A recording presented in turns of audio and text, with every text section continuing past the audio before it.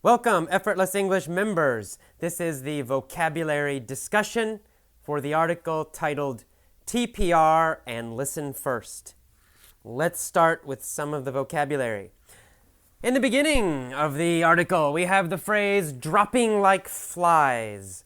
That is an idiom, a common idiom in English, especially American English. In the sentence it says, students are dropping like flies from foreign language programs. Dropping like flies means quitting in large numbers. It means a lot of people are quitting, or a lot of people are leaving, or it could mean a lot of people are dying. But it means a lot of things, or a lot of people, a lot of creatures quitting, leaving, dying very quickly. So if students are dropping like flies from a class, it means a lot of students are quitting the class, and they're doing it very quickly. Dropping like flies. Okay, and then the next sentence we have the word dropout. The dropout rate in foreign language programs. Dropout means leaving or quitting. It can be a noun. In this case, we're using it really as an adjective. The dropout rate. It's a noun used as an adjective. All right, and then the next paragraph, we have the phrase less than satisfactory proficiency. Less than satisfactory. Less than satisfactory means not very good, not satisfactory, below average, low quality. All of those meanings, it basically means the same thing. Less than satisfactory, not satisfactory. We have the word proficiency in this article. Proficiency means skill or ability. Skill or ability. We have the word standardize. Standardized tests. Standardize means uniform. It means it's always the same for everybody, always the same in every situation. A standardized test is always the same. All right, moving on, we have the phrase audiolingual, the audiolingual method of teaching language. Audiolingual, audio means sound, of course, listening. Lingual means language. And what this means is audiolingual, it's a repeat after me kind of teaching. So the teacher says, "Hi, my name is AJ." And you repeat after me. "Hi, my name is John." And then I say, "How are you?" And you say, "How are you?" Okay, so that's the basic idea, audiolingual method. It's a repeat. You're repeating different patterns, different sentences again and again. You might change one word, but basically you're repeating it many times. That's the audiolingual method. It's an old method of learning languages. It doesn't work. It's very bad. Don't use it. Okay, we also see the phrase at all costs.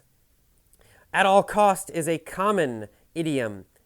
Say, most students learn to avoid foreign languages at all costs.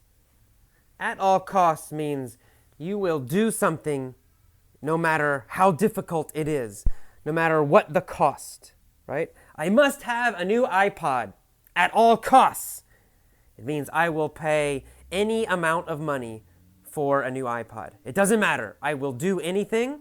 I will pay any amount to get an iPod. I will do it at all costs.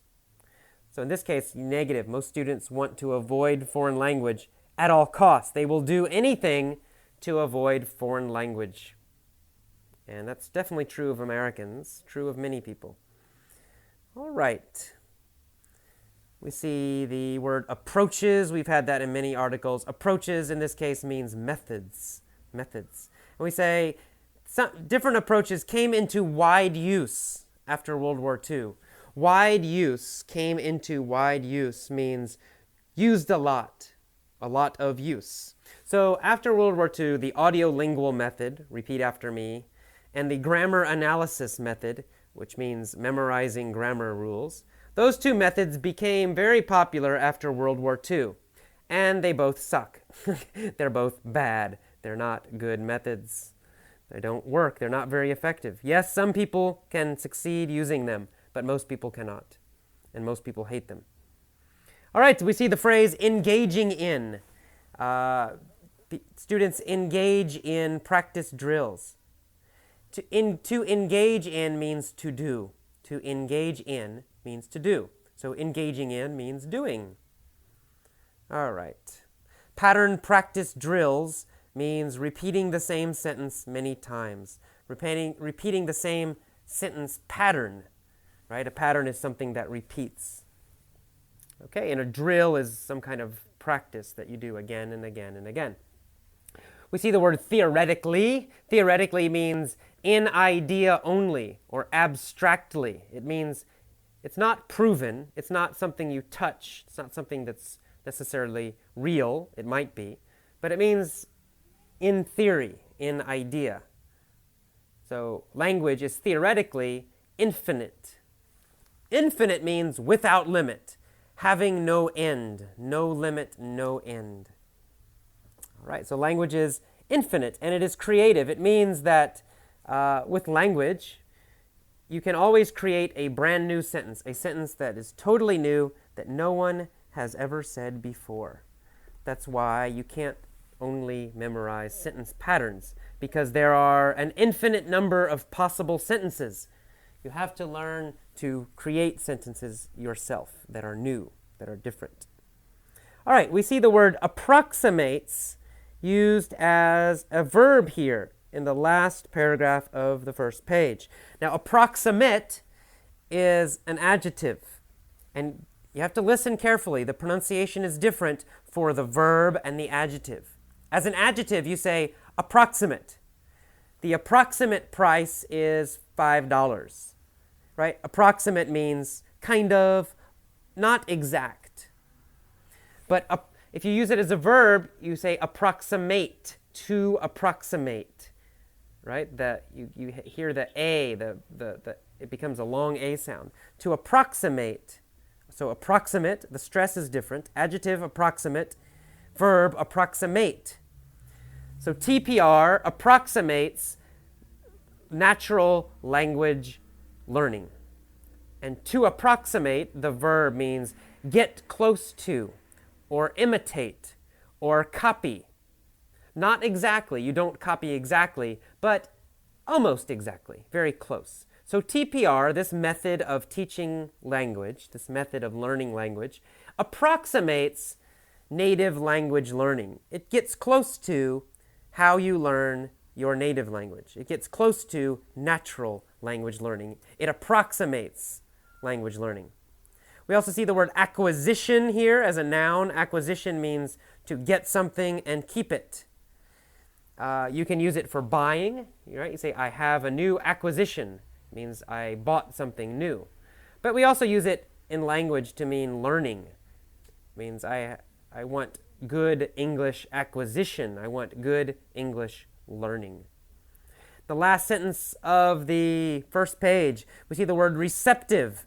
In the receptive stage, the child hears many sounds. Okay, receptive means open. It also means receiving. In fact, that's the real meaning. Receiving. To be receptive means your arms are open and you want to receive. Maybe receive money, maybe receive information, maybe receive ideas. You can be receptive to many things. It means you're open to many things. You're ready to get, you're ready to receive something. You are receptive. Adjective, receptive. All right, so children are receptive when they're young. They receive a lot of language. They're open. They want to receive a lot of language. They receive language, then they respond physically. To respond is to answer or to react. If you respond, you answer or you react. So children, when they're very, very young, like babies, they respond physically. They respond with actions, not with words. All right. And then again, we see the word developed. We've had that before.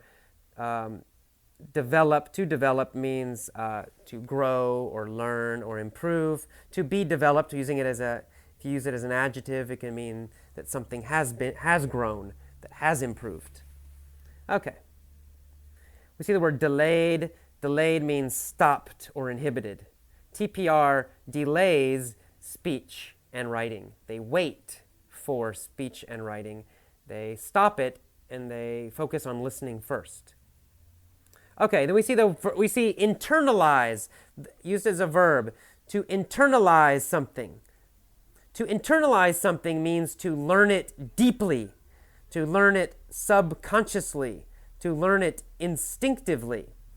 So you can learn something, but maybe it's not deep. But if you learn something and you always remember it, and it's very emotional, very deep, you never forget, you don't need to think about it, we say you internalize it, right? It becomes part of your inside. It comes from internal, which means inside. So to internalize means to learn something or to believe something very, very, very deeply. All right, we see the word oral in this paragraph. Oral, of course, means related to the mouth or related to speaking. So oral practice means practicing speaking. Okay?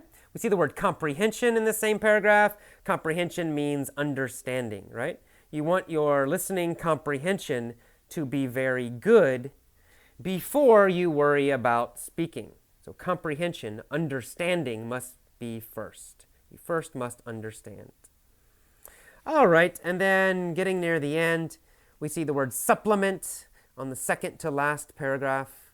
Reading is an ideal supplement to listening. Reading is a perfect supplement to listening.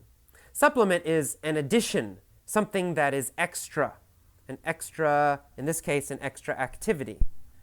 So reading is an extra activity to listening. Listening is the main activity, the number one activity, and reading is something a little extra.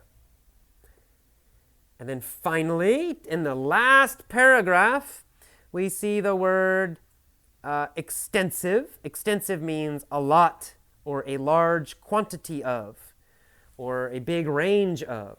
That's extensive. We've had that word before. And then finally, we have an idiom, go back to square one. If you are already an advanced learner or intermediate, but your listening skills are weak, it is best to go back to square one and focus on listening for 6 months or more. To go back to square one means go back to the beginning or return to the first step. Go back to the first step. So maybe you have a project, you're doing something, you're working a long time, but it's not successful. It fails. Maybe someone tells you, you need to go back to square one. It means you must begin again. Go back to the beginning, start again. Start from the beginning. Okay, so that's what go back to square one means. Return to the beginning, start again. Go back to square one. Okay, that is all of the vocabulary explanation for this article. Next, listen to the mini story lessons, and you'll learn how to use this vocabulary more correctly, more easily. Okay, bye-bye.